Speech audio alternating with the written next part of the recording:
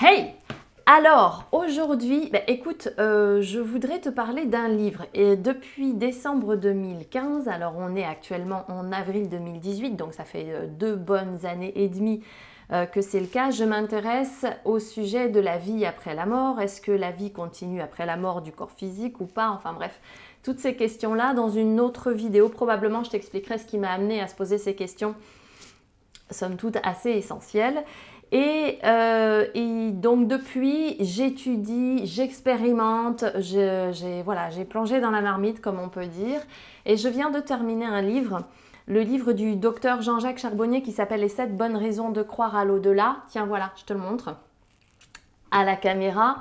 Et j'ai tout simplement envie de le partager avec toi. Alors déjà, Jean-Jacques Charbonnier, qui est-ce que c'est? C'est un médecin anesthésiste qui travaille au CHU de Toulouse et qui te racontera pourquoi lui-même est tombé dans la marmite il y a plusieurs dizaines d'années de cela lorsqu'il faisait une réanimation au SAMU, si je ne m'abuse, et qu'un petit jeune est mort devant ses yeux.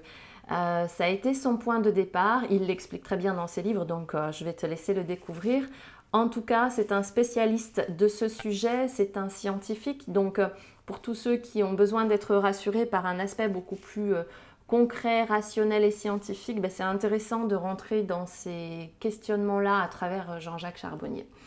Dans ce livre-là, il va traiter de plusieurs sujets, notamment tous les sujets, tout ce qui s'appelle les expériences de mort imminente, NDE. Alors lui, il appelle ça les expériences de mort provisoire parce qu'il considère que il ne s'agit pas d'une mort imminente, d'une mort qui va arriver, mais d'une mort provisoire, c'est-à-dire de gens qui sont effectivement morts, arrêt cardiaque, encéphalogramme, bla, et qui reviennent et qui racontent ce qu'ils ont vécu dans cette période-là de mort provisoire. Donc, il parle de ces cas qui sont largement documentés maintenant. Il parle également des sorties hors corps, donc de ce qu'on peut appeler aussi le voyage astral.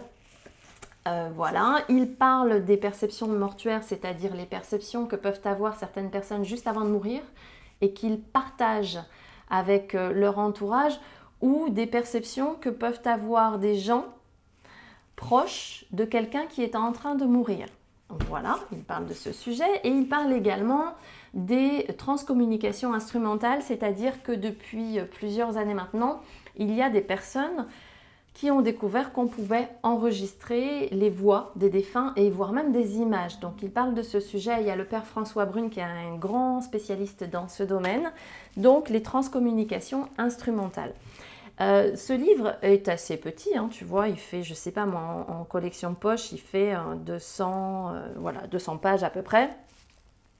Il évoque plusieurs thèmes, il donne des faits, et puis ce qui est intéressant, c'est que derrière, il parle de ce que les détracteurs disent par rapport à ces faits, d'accord? Et donc ce que les détracteurs disent, et puis la réponse de Jean-Jacques Charbonnier par rapport à ce qu'ils disent. C'est vraiment très intéressant. Il ne s'agit pas d'un livre pour convaincre qui que ce soit de quoi que ce soit, mais d'un livre qui va aider et amener des gens à pousser leurs réflexions pour tous ceux qui se posent des questions sur ces sujets-là. Voilà, donc je trouve que c'est très intéressant. Et je voulais terminer cette vidéo par la lecture d'un extrait de ce livre parce que je l'ai trouvé tellement beau que j'avais vraiment envie de le partager avec vous. Alors c'est parti pour la lecture. Ça s'appelle Léon et Gabriel. Notre vie terrestre pourrait être mise en parallèle avec celle d'un fœtus dans le ventre de sa mère. Imaginons pour la démonstration la discussion de jumeaux flottant dans le liquide amniotique à la fin d'une grossesse. Appelons-les Gabriel et Léon. Léon est un matérialiste qui ne croit qu'à ce qu'il perçoit dans sa vie intra-utérine. Son frère, Gabriel, est spirituellement plus évolué et pense qu'une vie différente de celle qu'il subit depuis près de 9 mois est tout à fait possible. Il communique par télépathie. Léon. Tu crois qu'il existe une vie après la naissance? Gabriel. Bien sûr, tout le monde sait qu'il y a une vie après la naissance. Léon. Dans ce cas, qu'est-ce qu'on ferait ici alors? Cette vie intra-utérine serait stupide et complètement inutile. Gabriel. Nous sommes ici en transit pour grandir et être assez forts. Nous nous préparons pour ce qui nous attend après. Léon, ouais, l'espoir fait vivre. Tout ça ne sont que des conneries. Il ne peut pas y avoir une vie après la naissance. Gabriel, mais pourquoi donc? Léon, parce que personne n'est revenu de cet utérus après sa naissance pour nous dire qu'une vie existait de l'autre côté. Si personne n'est revenu, ça veut dire qu'il n'y a qu'une seule vie possible et que c'est celle que nous vivons ici, un point c'est tout. Gabriel, mais pourtant il existe bien des signes d'une vie après la naissance, des choses qui prouvent que des événements se passent en dehors d'ici. Léon, ah bon? Alors dans ce cas, donne-moi un seul exemple de signe dont tu parles. Gabriel, par moments j'entends des voix, des bruits, des sons mélodieux. Si tu es attentif, si tu écoutes bien, si tu te concentres, et si tu penses que c'est possible, je suis sûre que toi aussi tu pourras les entendre. Comme nous ne sommes que deux ici, ces sons ne peuvent venir que d'un autre monde parallèle au nôtre. Léon, mon pauvre vieux, je te plains. Ton imagination travaille trop. En fait, tu as tellement peur de disparaître au moment de ta naissance que tu t'inventes des trucs pour te rassurer. Et donc tu hallucines. Moi, je n'ai rien entendu d'autre que les bruits de nos déplacements dans ce liquide. Gabriel, il paraît que quand on passe de l'autre côté, on voit une grande lumière au bout d'un tunnel noir. Léon, ah oui, tu veux parler des NBE, les Near Birth Experiences, les expériences aux frontières de la naissance, qui surviennent dans les menaces de fausses couches? Foutaise que tout cela. Gabriel, et après avoir traversé le tunnel et rencontré la lumière, nous verrons notre mère. Léon, ah bon, parce qu'en plus tu crois en une mère, toi. Gabriel, oui, une mère qui prendra soin de nous et qui nous protégera car elle nous aime plus que tout. Léon, mais voyons, réfléchis un peu, ce que tu dis est absurde. Si cette mère, débordante d'amour, existait vraiment, on le saurait. Elle viendrait nous voir dans cet utérus. Elle se montrerait. Elle ne nous laisserait pas souffrir comme ça dans cet endroit si petit et si noir. Gabriel, tu te trompes. Notre mère est partout autour de nous et nous sommes en elle. Nous vivons et nous déplaçons grâce à elle. Nous existons grâce à elle et à l'amour qu'elle nous porte.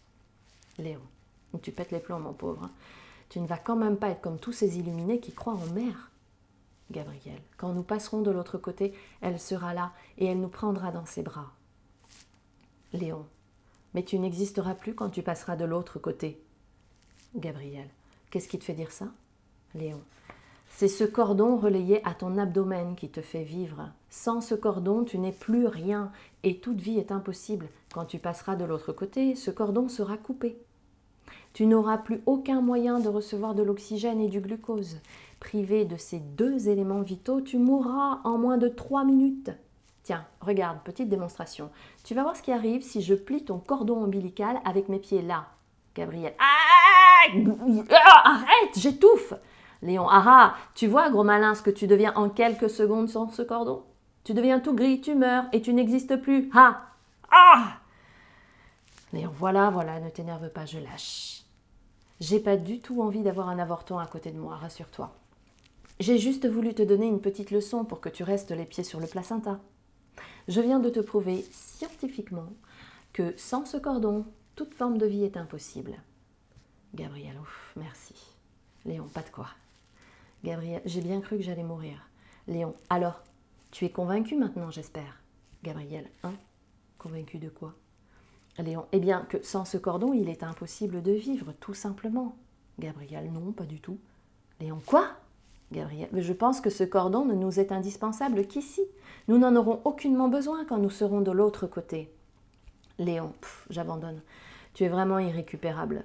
Gabriel, après notre naissance, nous pourrons nous déplacer dans des espaces infiniment plus grands que celui-ci. Nous aussi, nous grandirons.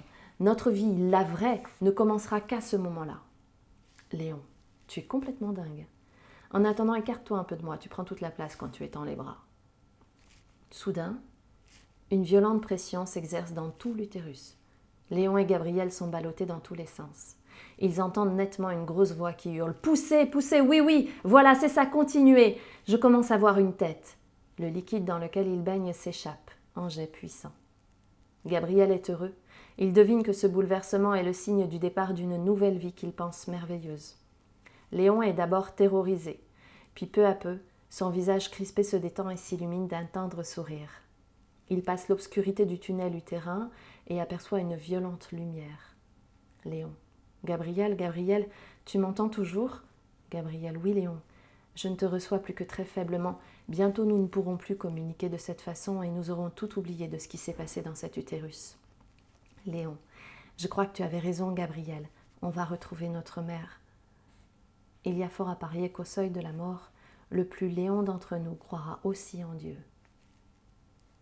Ça se passe de commentaires.